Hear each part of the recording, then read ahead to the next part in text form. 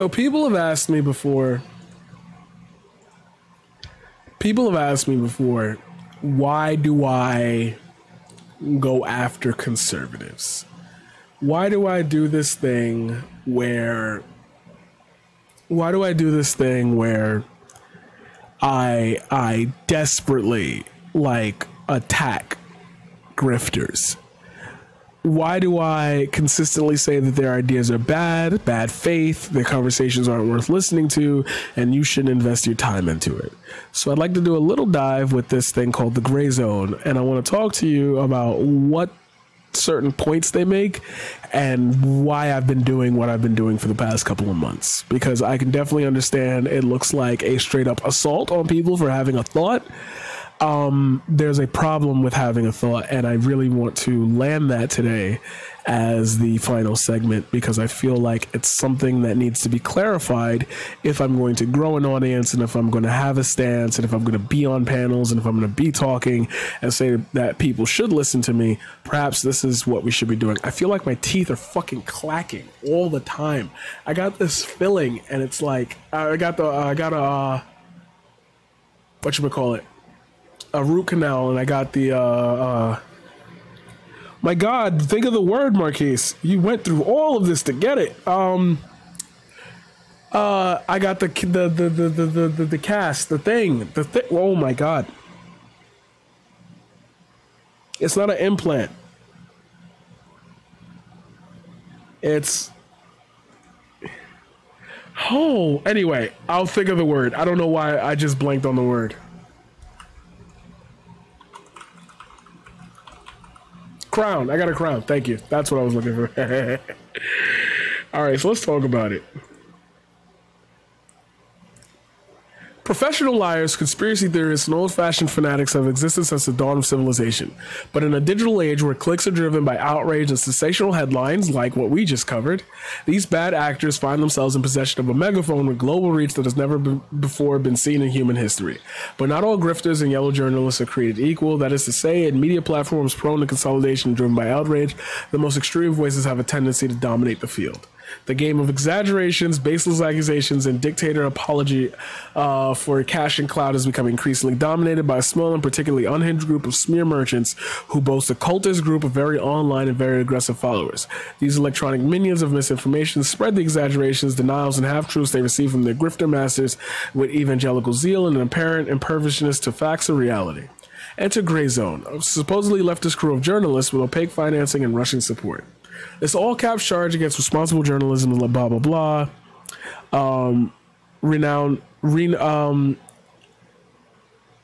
his zany number of many colors of Grayzone. They receive helping hands from a number of shady media organizations and fringe voices that include Russian disinformation network RT, Telesur in South America, renowned racist Richard Spencer, Tucker Carlson, a Nazi school shooter, and even ex-KKK wizard David Duke.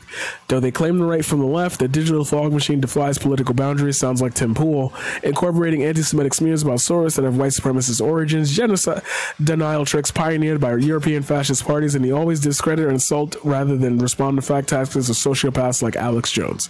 Every social movement in the world they dislike is the fall of the CIA, and every government they support, which are unfailingly, disturbingly authoritarian, could do no wrong. These fearless champions of state violence cheer police forces brutalizing protesters, deny well-documented death squads, and rationalize oppression at every turn. So this goes into Max Blumenthal. Max Blumenthal got his start writing about Syria in 2011, where he was staunchly on the side of rebels against Assad. He spoke passionately of atrocities committed by the Assad regime, even resigning from a Beirut paper in 2012 because he claimed they were Assad apologists who paid me pathetically barely enough to pay rent in my New York apartment. He even goes so far to say that some of his colleagues in Syria were so caught up in anti-imperialism that they found themselves in a war position of defending Assad, who he viewed as a murderer. He was accompanied in his endeavor by his mustachioed Brooklyn hipster sidekick Ben Norton, who, unlike Max, dispenses serious expertise via internet from New York. Okay, so this is just breaking down how he, the Grayzone tactics of cheerleading state violence, smearing and attacking critics with distortions that put their lives in danger, misrepresenting protesters as hapless, violent pawns of foreign powers, and obfuscating Facts on the ground have become trademark tactics of this crew as they tour the world in search of social media likes. The last line of that says people have to rise. Max Blumenthal said something back when he opposed war crimes in 2013 that resonated with me. People have a right to rise up against oppression. And as they champion these attacks on the liberty of people in countries they don't live in, they damage the credibility of very protesters and journalists putting their lives on the line who do. So, you want to know about the truth, right? That's why you're here. You listen to me and you're like, that guy's spitting some facts. If at any point in anything that I've ever produced, anything that I've ever uploaded, anything that I've ever said, have I never thought, wow, this tweet is directly misleading people to think a certain way. When I see messages that are clearly designed to incite, that is where I step in and I'm like, why do you think that? Why do you have the ability to sway people's opinion without actually having a credible source or stance to stand on? Why do you have the influence that you have if the end result of your thoughts is negative? You've heard me say this before. If the outcome of all that you stand for is a negative representation of whatever it is you're talking about, then perhaps your stance shouldn't be that of one that we stand for or listen to.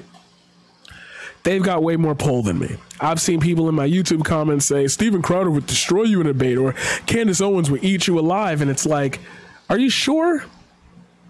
Do you think that I'm coming on here and talking about this for the first time ever, and I've never in my life ever entered a political circle? I did this. This was college for me. This was high school. This was the general direction of my life. It's always been about social change. Even when I was a part of the music scene, like, I kept harping on the idea of black creators and the fact that I didn't see that many. I didn't see that many women. And when women were in the scene and they tried to be photographers or whatever, people tried to sleep with them and people try. This gets off the point, but it's to the point. There's always been a moment in my life where I felt like, hey, I could change that person's thought process. Maybe get them to think about things in a more rational and educated sense.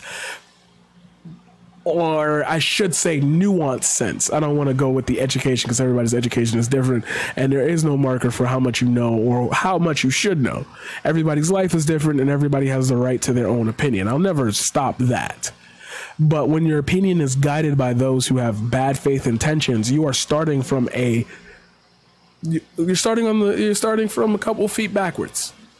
I have to get you up to speed on like the reality of the situation before I can have a nuanced discussion on you on the socioeconomic impact of whatever topic there is. There are a lot of grifters and a lot of journalists, Andy. Yeah, Andy, we're calling you out. There are a lot of journalists who use their platforms to promote a false sense of truth. Now, obviously, this is true in plain sight, but I want to I'm going to have a little bit more of a nuanced point of view on this before I launch into my tirade. Every time you think about an example that you've seen on the internet of somebody spreading misinformation, it's usually coupled with a lot of people who agree with it. Why do they agree with it? How is it phrased in such a way that they can't see that what they're seeing is bullshit? That I haven't figured out. That is my weakness. My pure weakness is not understanding the other side. That's why I spend the majority of my time like looking at right-wing content or reacting to right-wing content or discussing right-wingers' point of views on things.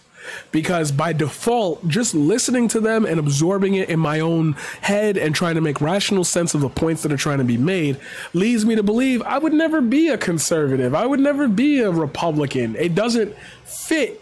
Because what republicanism and conservatism stand for is also being looped in with like Nazism, racism, bigotry, hatred, fuck the gays, fuck the trans, fuck the like, why would you sit and want to absorb that as your, like, if you ever watched The Boys, do you remember the episode where that guy was listening to all that propaganda about how people are coming, the supers are coming to invade the country, and they're from a brown, like they're from an Asian country and they're brown skinned and they could be hiding among us, and the guy shot the fucking clerk at the grocery store Because that at the convenience store, because that's he looked like him. I saw your eyes change, bro. It was the fucking light of the sunshine. He was just looking into the sunshine. Shot him dead in the head. He has kids. He had a family. But that doesn't matter to you because you appeal, or your thought process appeals to and satiates the idea that people wouldn't be saying such hateful shit if it wasn't really happening. And my problem is that I can't figure out why you would think it was happening in the first place. It doesn't make sense to me. If you looked outside, like you heard all those things, oh, Chicago's a war zone right now. New York is a war zone right now. And you see you live here and it's like nothing is happening. Literally nothing is happening. I'm cruising through Manhattan. I'm chilling. I'm cruising through Brooklyn on my scooter, zoom, zoom, and nothing is happening. What are you talking about? Then you go into what happened at Washington Square Park and you saw those police officers pushing people out consistently with riot gear and flashbangs and smoke grenades. And it's like, oh, the war zone is being perpetuated by the forces that actually control and are the authoritative force in the place that I live. So why do you think Black Lives Matter and Antifa were ever causing any of this when you can see with your own two eyes that there's clearly an agitator and it's the people in control? So now I have to sit there and kind of function to figure out, why do you think the way you think? What makes you believe that these bad faith actors actually have a leg to stand on? Now, obviously, there's hundreds of creators out there also doing the same thing. But they also are creators who have a platform. I'm doing this for the little guy. Yeah, he called me Kid Charlemagne. I'm the man that fights the man. Like, yeah. So that's my take on like bad faith actors and why it's so important to keep continuously, every time they say something, hey, that doesn't make sense. What do you mean by that? If you like what you just saw, please do me a favor, hit that like, hit that subscribe. I upload daily, and I'm on Twitch every Tuesday, Thursday, and Friday, but you should follow me on Twitter to get updates on funny shit that I say and if the schedule changes.